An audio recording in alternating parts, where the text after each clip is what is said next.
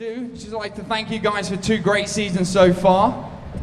How is the work for season 3 going for you? A tight turnaround for Merlin, as I'm sure you all know.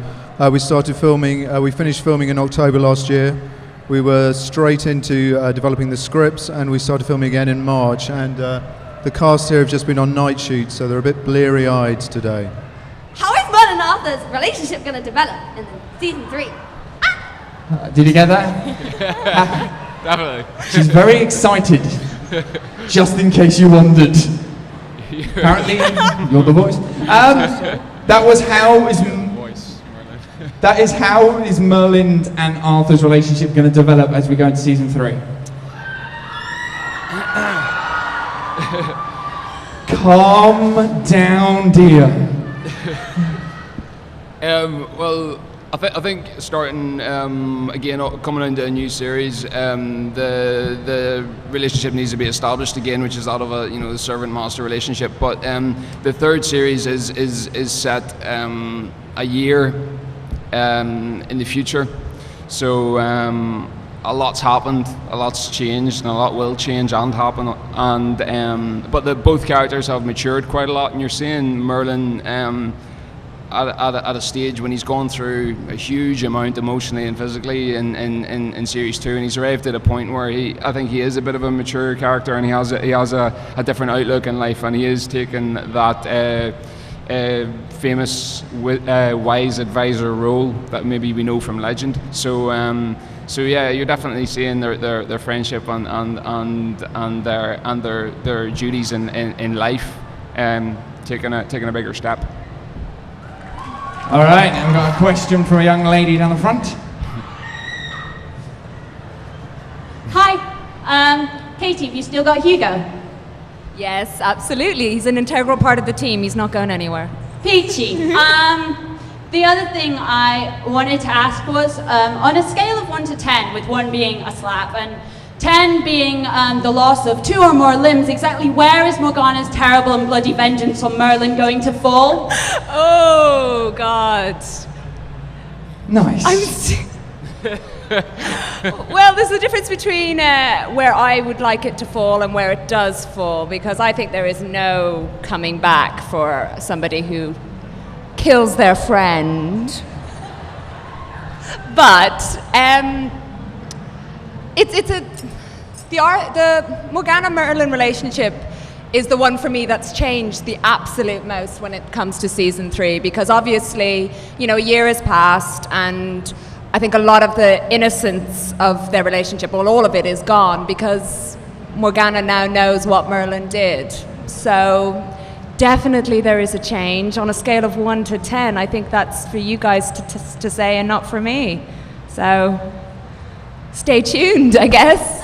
I just wondered, do you find perhaps filming the more intensely emotional scenes harder to film than, say, the romance scenes? Is that just general for all of us, or is it? Oh yeah, for cast really, I didn't mind. For me, the end of episode 12 last year, I actually don't remember filming it that well. It was a good few hours that Colin and I did that, and to be honest, it's kind of a blur. I don't remember much of it, so it was quite intense. And since I don't have any romance scenes, I can't really comment on that, so. She's evil. Oh, so evil people don't get romance. Thanks. Yeah, well, I think whenever you are challenged with some of the more emotional scenes or more intense scenes, it sometimes helps if you're in a more controlled environment. And there was some of them happened whenever I had a sort of a more intense scene that was outside, and it kept raining, and when the elements take over, whenever you're trying to keep a straight head, that can be difficult. But yeah, it's just a case of just trying your best, I suppose. I think also that actually the most difficult scenes sometimes are for actors are the comic scenes, because in the comic scenes there's so much technical, they need such a kind of technical understanding of what works comically, that actually they can be more demanding sometimes for the actors than the emotional scenes. Okay, and we have a question from someone here, right at the back here, with my hand. What's your favourite episode so far? I like episode 12 of season 2. I think it's really well written. I think it's beautiful looking, and I think it's heart-wrenching. So, for me, I like episode 13 from season 2, but I also like was it 5 or 6? The Lancelot one. 5. 5. I really like the Witchfinder episode, purely because of Charles Dance, because he was brilliant. He's a scary man. Yeah. A scary, scary man. I think my favourite episode was episode 13 last year, just because it was such a hugely ambitious episode for us to do to achieve all the sequences with the dragon. We didn't think we'd be able to pull it off, but just because the Merlin crew was so amazing, we managed to do it justice. So that was a big thrill for me. Yeah, we have a question off to the side here from this young lady. This one's for Colin. What's your favourite spell from the series? And if you could invent a new one, what would it be and how would you pronounce it? Talk about being put in the spot.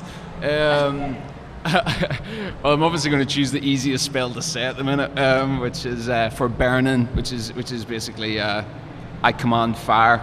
So I'll not use that one now, just in case.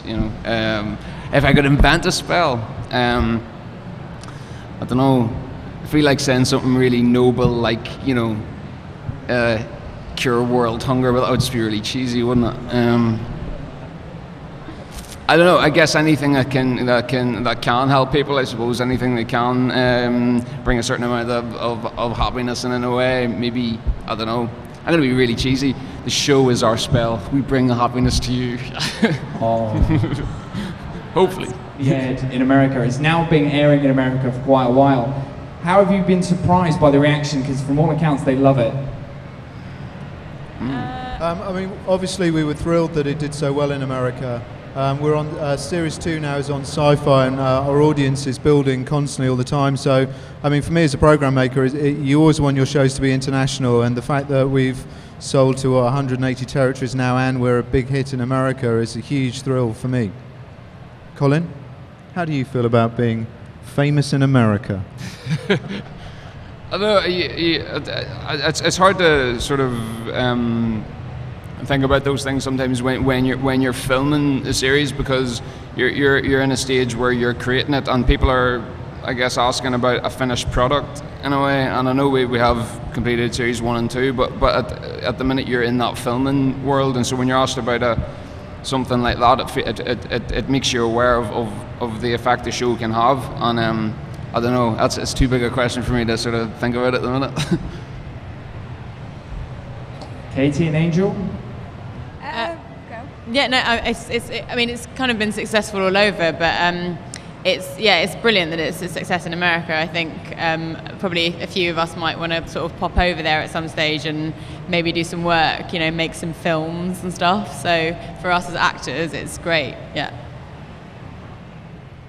I mean, I always say that we never could have imagined where the show would be from when we started. I mean, it was the 6 of us down in an old factory in Cardiff, and now it's in 180 countries or something. Yeah, it's not done in countries, it's done in territories, but it's 180 territories, which basically means that I think it's only Kurdistan and the small country in Africa, and I think Uzbekistan or one of those countries, and then everywhere else it's sold. So it's done far better than we ever thought, which is amazing.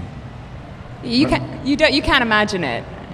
We had a girl visit us from China, which we're was TX bizarre. in China at the moment. Yeah, so it's very cool. We have a lady here with a question. This is for Angel. We've heard that we meet some of Gwen's family in the next series. How does her character develop, and does it reconcile her with the Guinevere of the legends? I think partly, I can't say too much. A member of my family comes along and you kind of learn a little bit more about Gwen's past, and I suppose I think everything Gwen does kind of reconciles her with the Guinevere that she'll become, because she's such a kind of noble person and very forgiving. So I think you maybe see some of that when this member of my family appears.